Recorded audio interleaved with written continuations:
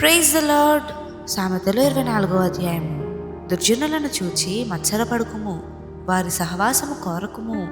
వారి హృదయము బలత్కారము చేయ యోచించును, వారి పెదవులు కీడును గూర్చి మాట్లాడును. జ్ఞానము వలన ఇల్లు కట్టబడును, వివేచన వలన అది స్థిరపరచబడును. తెలివి చేత దాని గదులు విలువగల రమ్యమైన సర్వసంపదలతో నింపబడును. జ్ఞానము గలవాడు బలవంతుడుగా నుండును, తెలివిగలవాడు శక్తిమంతుడుగా నుండును. వివేకము గల నాయకుడివై యుద్ధము చేయుము, ఆలోచన చెప్పువారు అనేకులుండుట రక్షణకరము. మూర్ఖునికి జ్ఞానము అందదు, గుమ్మమునొద్ద అట్టివారు మౌనులై ఉందురు. కీడు చేయ పన్నాగములు పన్నువానికి తంటాలమారి అని పేరు పెట్టబడును. మూర్ఖుని యోచన పాపము, అపహాసకులు నరులకు హేయులు. శ్రమదినమున నీవు కృంగిన ఎడల నీవు చేతకాని వాడవగుదువు.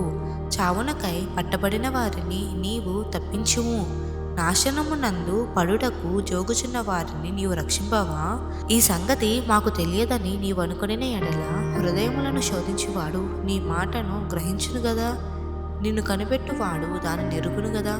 నరులకు వారి వారి పనులను బట్టి ఆయన ప్రతికారము చేయును గదా. నా కుమారుడా, తేనె త్రాగుము, అది రుచిగలది గదా. తేనె పట్టు తినుము, అది నీ నాలుకకు తీపియే గదా. నీ ఆత్మకు జ్ఞానము అట్టిదని తెలుసుకొనుము, అది నీకు దొరికిన ఎడల ముందుకు నీకు మంచి గతి కలుగును. నీ ఆశ భంగము కానేరదు. భక్తిహీనుడా, నీతిమంతుని నివాసమునొద్ద పొంచి ఉండకుము, వాని విశ్రమ స్థలమును పాడు చేయకుము. నీతిమంతుడు 7 మారులు పడినను తిరిగి లేచును, ఆపత్కాలం నందు భక్తిహీనులు కూలుదురు. నీ శత్రువు పడినప్పుడు సంతోషపడకుము, వాడు తొట్టిల్లినప్పుడు నీవు మనస్సున నుల్లాసింపకుము. యెహోవా అది చూచి అసహ్యించుకొని వాని మీద నుండి తన కోపము త్రిప్పుకొనునేమో. దుర్మార్గులను చూచి నీవు వ్యసనపడకుము, భక్తిహీనుల ఎడల మత్సరపడకుము. దుర్జనునికి ముందుగతి లేదు, భక్తిహీనుల దీపము ఆరిపోవును.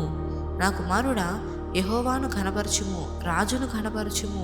అలాగు చేయని వారి జోలికి పోకుము, అట్టి వారికి ఆపద హఠాత్తుగా తటస్థించును. వారి కాలము ఎప్పుడు ముగియునో ఎవరికి తెలియను. ఇవియు జ్ఞానులు చెప్పిన సామెతలే. న్యాయము తీర్చుటలో పక్షపాతము చూపుట ధర్మము కాదు. నీ యందు దోషము లేదని దుష్టునితో చెప్పువానిని ప్రజలు శపించుదురు. జనులు అట్టివాని యందు అసహ్యపడుతురు. న్యాయముగా తీర్పు తీర్చు వారికి మేలు కలుగును, క్షేమకరమైన దీవెన అట్టి వారి మీదకి వచ్చును. సరి అయిన మాటలతో ప్రత్యుత్తరమిచ్చుట పెదవులతో ముద్దు పెట్టుకొనున్నట్లుండును. బయట నీ పని చక్క పెట్టుకొనుము, ముందుగా పొలములో దాన్ని సిద్ధపరచుము, తరువాత ఇల్లు కట్టుకొనవచ్చును. నిర్నిమిత్తముగా నీ పొరుగువాని మీద సాక్ష్యము పలుకకుము. నీ పెదవులతో మోసపు మాటలు చెప్పవచ్చునా?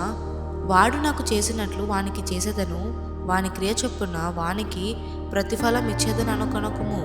సోమరి వాని చేను నేను దాటిరాగా, తెలివిలేని వాని ద్రాక్ష తోట నేను దాటిరాగా, ఇదిగో దాని ఎందెంతటా ముండ్ల తుప్పలు బలిసియుండెను, దూలగొండ్లు దాని కప్పియుండెను, దాని రాతి గోడ పడియుండెను. నేను దాన్ని చూచి యోచన చేసుకొంటిని, దాన్ని కనిపెట్టి బుద్ధి తెచ్చుకొంటిని. ఇంకా కొంచెము నిద్ర, ఇంకా కొంచెము కునుకుపాటు పరుండుటకై, ఇంకా కొంచెము చేతులు ముడుచుకునుట, వీటి వలన నీకు దరిద్రత పరుగెత్తి వచ్చును. ఆయుధస్తుడు వచ్చినట్లు లేమి నీ మీదకు వచ్చును. దేవుడి చిన్ని వాక్యం దీవించును గాక. ఆమేన్.